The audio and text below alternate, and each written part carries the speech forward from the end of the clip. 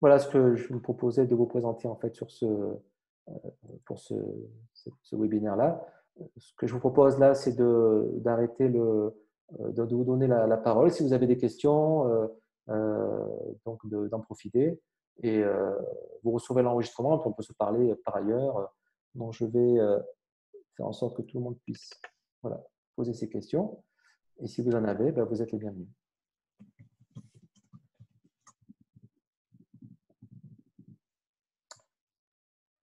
Et si vous n'en avez pas, il n'y a pas de problème, on peut arrêter là aussi. Moi, j'ai pas une. Vous m'entendez? Oui. C'est pas une question, c'est juste un commentaire par rapport à votre dernière slide là, quand vous expliquez comment ça peut améliorer la valeur vénale. Oui. Bon, déjà juste en introduction, merci et je trouve ça intéressant l'approche là que vous avez décrite avec la banque des matériaux, le passeport et ainsi de suite. Je pense qu'il n'y a pas de voilà, ça nous intéresse, je pense tous.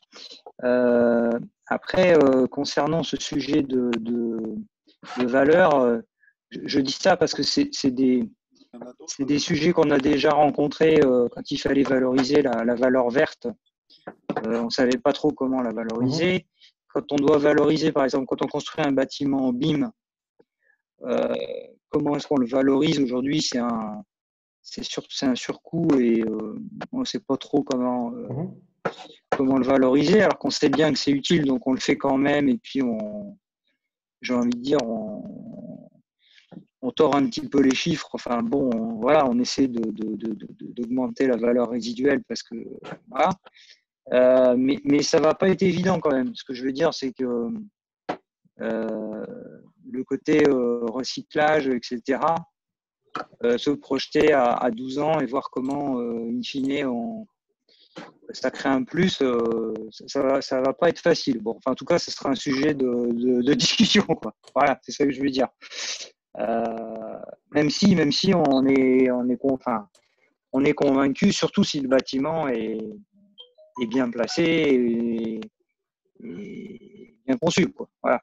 Après, s'il est au mauvais endroit et je veux dire, on sait très bien qu'on a des bâtiments qui ont des valeurs quasiment négatives parce qu'ils ne sont pas au bon emplacement. Donc, de toute façon, que ce soit recyclage ou pas, ça ne change rien. Mais c'est vrai que ça va pas être facile, quoi, à mesurer, quoi. Voilà, c'est ça. C'est juste ce que je voulais dire, quoi. Voilà. Non, c'est pertinent. Là, il faut savoir qu'on est vraiment au début de cette démarche-là, tous ensemble, encore une fois.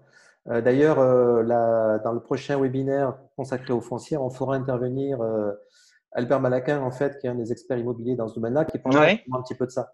Donc, justement, d'accord. Parce que c'est quelque chose qui est justement qu'on est en train de défricher tous ensemble.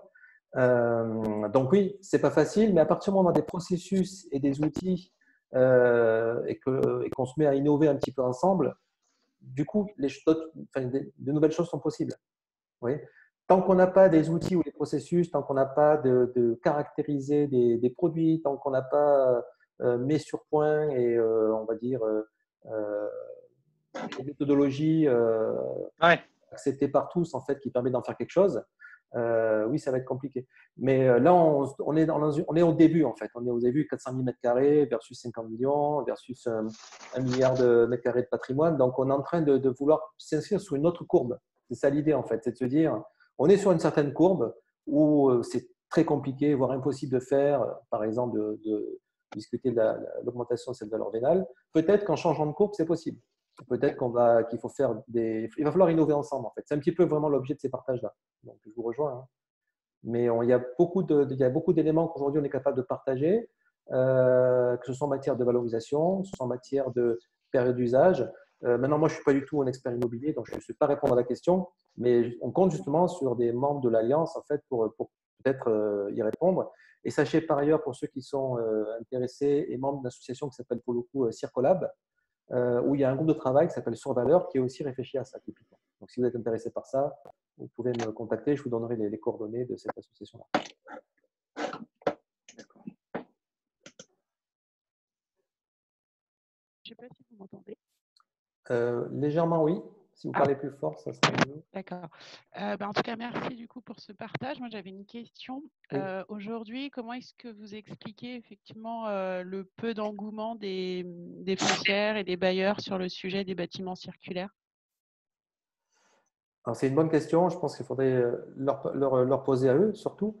Je pense en fait qu'aujourd'hui, mais c'est une analyse juste personnelle en fait, mais c'est plutôt à eux de répondre, hein. Donc, si quelques-uns veulent réagir, ils sont les bienvenus. Je pense qu'aujourd'hui, en fait, c'est surtout une prise de conscience qui n'a pas encore eu lieu. C'est pour ça qu'on fait ces webinaires-là. C'est pour ça qu'en fait, on peut être voilà, assis sur un tas de mètres carrés. Les foncières essayent, elles sont très conscientes en fait, ça j'ai vu ça sur nombre d'entre elles, qu'il faut faire quelque chose en termes de neutralité carbone, de zéro déchet. Il y a des solutions qui commencent à émerger en matière de réemploi, mais l'impact est beaucoup plus… Enfin, ça ne suffit pas. Donc, ça veut dire que c'est à elles de se mobiliser davantage et, parce que c'est elles qui détiennent finalement les clés du futur. Donc, peut-être qu'elles ne sont pas assez conscientes de ça, peut-être qu'elles sont peut-être trop confortables. Je ne sais pas, il faut leur poser la question. Mais c'est vrai qu'aujourd'hui, ça vient plutôt de la part des promoteurs qui cherchent à se différencier, justement pour remporter des contrats. Et puis parfois, il y a certaines foncières et bailleurs qui sont un peu plus en avance que d'autres, mais ça, c'est pour des raisons, on va dire, liées souvent à leur direction ou à leur stratégie. Ça, il faut leur poser surtout à eux la question.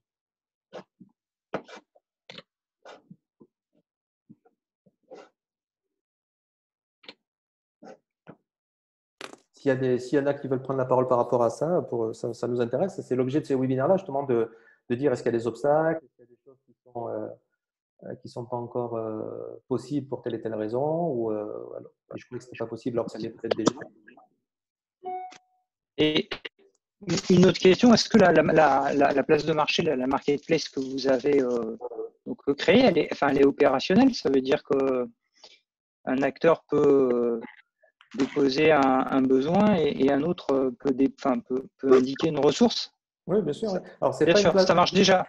Ça marche bien sûr. Hein. Ce n'est pas une place de marché. Une place de marché, c'est souvent vu un petit peu comme le Bon Coin, où on poste en fait un objet et quelqu'un en fait peut le vouloir. Là, c'est vraiment encore un triptyque en fait. C'est vraiment un écosystème. C'est pour créer des écosystèmes. Donc oui, bien sûr que c'est opérationnel. Sinon, je ne serais pas permis d'en parler. Et aujourd'hui, que ce soit les opérations de construction ou de déconstruction, on est capable justement. L'idée, on a besoin de pouvoir collecter toute cette data-là et tous ces acteurs-là. Donc aujourd'hui, limite, il y aura un webinaire où on fera sans doute une démonstration pour ceux qui sont intéressés. Mais d'abord, on veut laisser la parole en fait à d'autres. Mais oui, ça marche déjà, bien sûr. Ok, merci. Bonjour. Bonjour. Merci pour la présentation, c'était très intéressant. Moi, je travaille dans une société d'aménagement et c'est vrai qu'on se pose la question de comment est-ce qu'on pourrait mettre en place un peu plus d'économie circulaire dans les produits, dans les aménagements qu'on fait. On fait 2 types d'aménagements. Souvent, on encadre les promoteurs sur les bâtiments. Et puis, on gère aussi les espaces publics. Sur les espaces publics, ça se fait depuis un petit moment déjà. Le recyclage des terres et autres, c'est déjà plus simple à mettre en place. Il y a des filières qui sont un peu plus solides. Et il n'y a pas cette question de l'inconnu qu'on retrouve dans le bâtiment, finalement. Et c'est ça qui, aujourd'hui, je ne sais pas si des blocages, mais en tout cas, c'est des manières de faire et de penser un peu différentes qu'il faut mettre en place et qu'il faut arriver aussi à convaincre toute la chaîne. C'est finalement, on ne connaît pas jusqu'au chantier, jusqu'à ce que l'entreprise commande son matériau. On ne sait pas exactement avec quoi elle va travailler, puisque les plateformes proposent des matériaux un peu en fonction de ce qu'elles arrivent à trouver et à recycler. Et puis du coup, il y a cette notion un peu de projet pas fini, pas totalement pensé, ou en tout cas qui continue à se penser jusque très tard, jusqu'en phase chantier. Et ça, c'est une nouvelle manière aussi d'appréhender et de concevoir nos métiers. C'est peut-être aussi ça qui bloque. Et peut-être qu'effectivement, cette plateforme que vous proposez permet peut-être en tout cas d'avoir un nouvel outil pour… Alors, un outil, ça reste un outil, donc aussi performant soit-il. Ce qu'il faut effectivement, vous l'avez pressenti Sarah, c'est aussi des processus et des nouveaux processus. Ouais. Donc là, par exemple, nous, je peux témoigner, on a fait un travail, par exemple, on parle d'aménageurs pour espace ferroviaire. où justement, on a défini tout le processus qui leur permet de pouvoir maintenir, entre guillemets, le contrôle sur le travail fait par les promoteurs et ce qui se passe ensuite au niveau des chantiers. Mais ça demande en fait que l'aménageur devienne en quelque sorte un ressource manager, c'est-à-dire qu'il fasse en sorte que le foncier soit donc préservé. Et d'ailleurs, il y a un webinaire qui sera dédié aux aménageurs. Oui, j'en ai pris note. Ouais, ouais. Donc, on en parlera plus largement. Mais notre expérience, c'est que c'est possible à condition de modifier légèrement les processus et d'identifier surtout dans ces processus qui fait quoi et quelles clauses on doit mettre en fait vis-à-vis des promoteurs. Et quand on fait de la déconstruction, quel rôle nouveau doit jouer le maître d'œuvre des constructions. Et quand on fait de la construction, comment on peut demander aux promoteurs de faire du bâtiment banque de matériaux, quels outils doivent utiliser, quel processus et quelles garanties doivent apporter. Par exemple, ce qu'on a vu avec l'espace ferroviaire, c'est que par exemple, la signature circulaire peut devenir pour le promoteur un moyen de contrôler, en fait, d'avoir un objectif auquel le promoteur peut se référer et qui permet de contrôler finalement la qualité de ce qui est fait par le promoteur, parce que souvent, il y a une espèce de, ça peut être un peu opaque, où il n'a pas les moyens pour l'aménageur ou la foncière, en fait, de voir ce que fait effectivement le promoteur. Donc dès qu'on a des données, dès qu'on peut faire des calculs, dès qu'on peut centraliser l'information et qu'on a les processus qui viennent autour des outils, à ce moment-là, ça change la donne.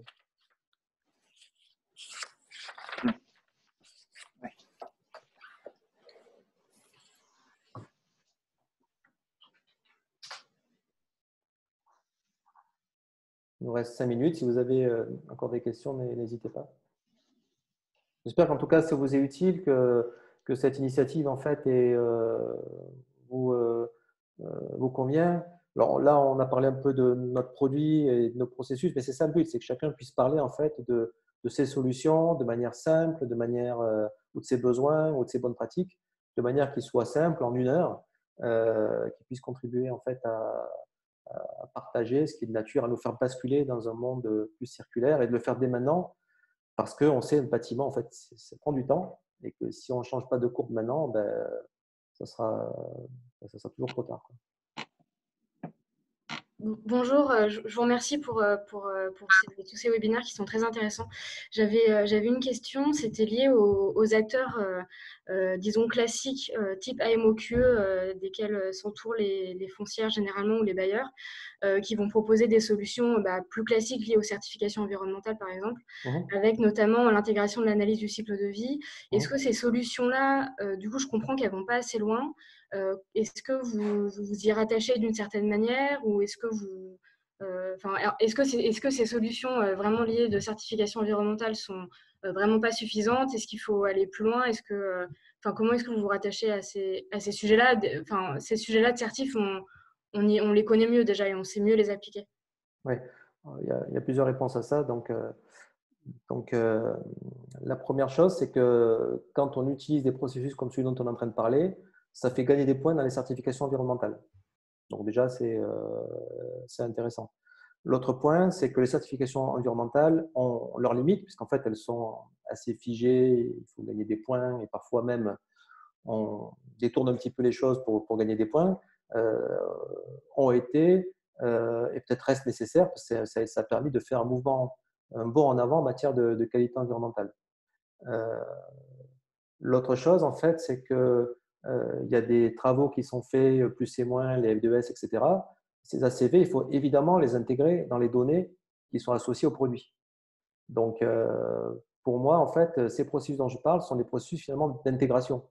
C'est-à-dire que si les ACV sont faites, comme les F2S par exemple pour un produit, ben, il faut les retrouver, c'est déjà le cas, dans la base de passeport, l'hybride passeport que je vous ai montré tout à l'heure, toutes les données, tous les produits qu'on trouve dans INES, ils s'y trouvent. Et donc, on a évidemment toutes les données INES, notamment, enfin surtout, liées en fait à leur empreinte carbone, liées aux ACV. Donc, on ne sait pas comment les choses vont évoluer et je pense qu'il faut exclure rien. Je pense que dans le temps, les choses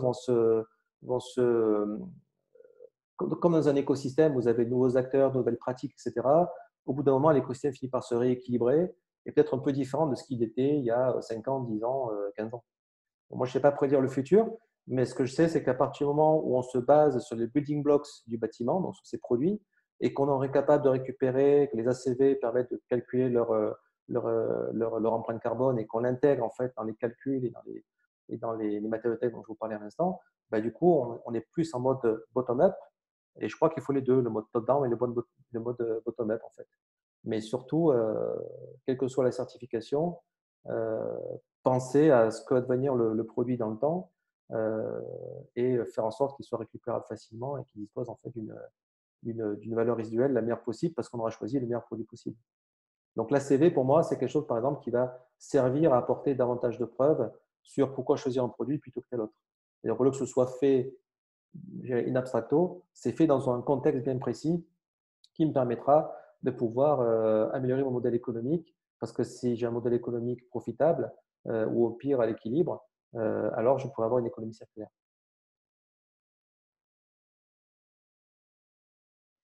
Je ne sais pas si ça répond à votre question, Marie. Ah, vous ne pouvez pas réactiver votre micro. D'accord. Bah, écrivez peut-être si vous avez une réaction, je la dirai.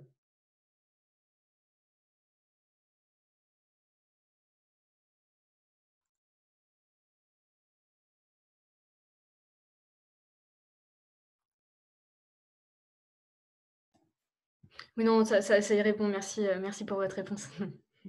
Merci, Marie. Donc là, il est midi.